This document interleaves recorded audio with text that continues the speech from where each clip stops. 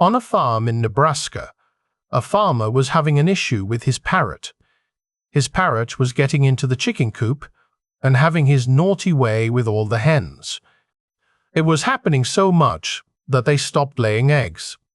The angry farmer told the parrot, "If you bump uglies with any of my chickens again, I'm going to pluck every last feather out of your head." The next day, the farmer wakes up to find the parrot humping another hen. The farmer snatched the parrot up and, to his word, plucked every feather out of his head. Later that night, the farm was hosting a formal dinner. The farmer's wife thought it would be a unique touch for the parrot to greet everyone as they came in and to tell them where to go. So as the guests arrived, the parrot would say, "Ladies to the left, gentlemen to the right." After a while of the parrot repeating it over and over, he spots two bald men entering. "Ladies to the left, gentlemen to the right. And you two chicken humpers, get up here with me." A man sits down in a diner and asks for a bowl of hot chili.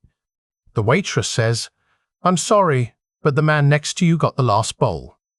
The man looks over and sees that the other man has finished his meal, but that the bowl of chili is still full.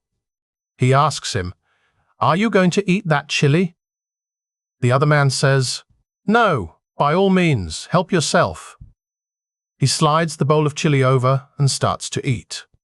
It's delicious, the best chunky chili he's had in a long time. When he gets about halfway down, his spoon hits something.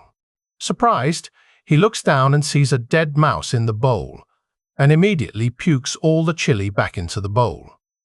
The other man says, "Yeah, that's about as far as I got too."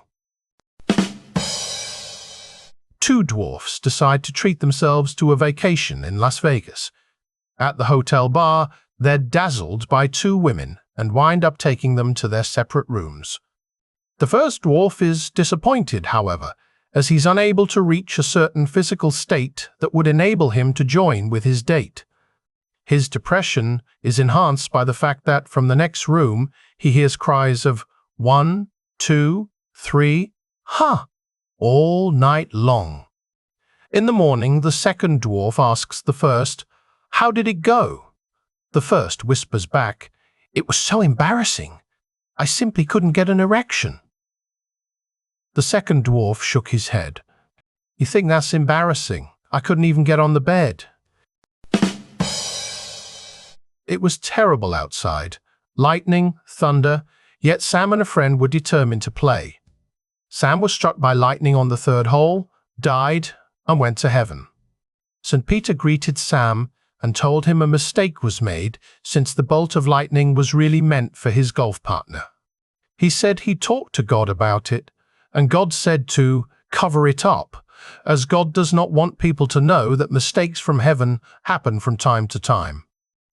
So, St. Peter told Sam he could go back to Earth, but he had to be someone else other than himself to make sure this wouldn't get out. Sam thought about it for a while and told St. Peter that he wanted to return to Earth as a lesbian. St. Peter was surprised. "What the hell? A lesbian? That's a new one. Why would a macho guy like you want to be a woman and a lesbian?" "It's really simple, Pete, and I'm surprised you don't get it. This way, I can still make love to a woman, and I can hit from the red tees." Heading into the jungle on his first safari, the American visitor was confident he could handle any emergency. He sidled up to the experienced native guide and said smugly, "I know that carrying a torch will keep lions away." The guide replied, "But it depends on how fast you carry the torch." A man returned home from the night shift and went straight up to the bedroom. He found his wife with the sheet pulled over her head, fast asleep. Not to be denied his marital rights, the husband crawled under the sheet and proceeded to make love to her.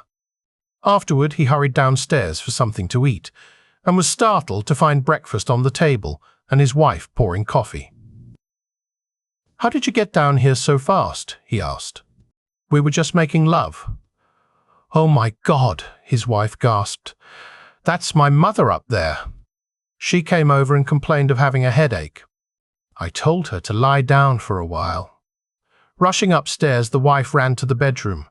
"Mother, I can't believe this happened." "Why didn't you say something?" the mother-in-law huffed. "I haven't spoken to that a-hole for 15 years, and I wasn't about to start now." There was a guy who was struggling to decide what to wear to go to a costume party. Then he had a bright idea. When the host answered the door, he found the guy standing there wearing only underwear. "What the hell are you supposed to be?" asked the host. "A premature ejaculation," said the man. "I just came in my underpants." A man goes to a golf course and tells the club pro he's taught a gorilla to play golf. The club pro is understandably skeptical, until he glances outside and sees a gorilla holding a golf club. "The way he drives the ball," the man says, mimicking a huge swing, "just amazing." "I'll believe it when I see it," the pro replies. The man tells the pro, "I'll bet you $50 right now he can beat you." After giving this some thought, the pro decides he could use an easy $50. They shake hands on it, and the three of them head out to the first hole together. The pro tees up first. He winds up and drives the ball almost 300 yards down the fairway. He grins briefly as the man sets a tee and ball for the gorilla. The gorilla approaches the ball and swings, launching a missile right down the center of the fairway over 400 yards. The ball lands on the green, 5 yards from the hole. Flabbergasted, the pro is speechless. As they walk down the fairway together, the man says to the pro, "Look, bud, I don't want to waste your time or cause any embarrassment in front of anyone else out here, you know. You want to just slip me the $50 and we'll call it good." Seeing a painful and shameful loss in his immediate future, the pro reluctantly agrees and forks over the money. As they're leaving, the pro says, "Hey, just since I'm curious, how's his putting?" "Oh," the man says, mimicking a huge swing, "absolutely awful." One for the golf club restaurant. After several weeks of trying, Joe finally got a beautiful co-worker to go out on a date with him. Joe spared no expense wanting to impress this beautiful woman and hired a limo, dressed up sharply, and brought her to the most expensive restaurant in town. However, she was not impressed, and Joe realized she was out of his league, and the conversation dwindled during awfully expensive dinner.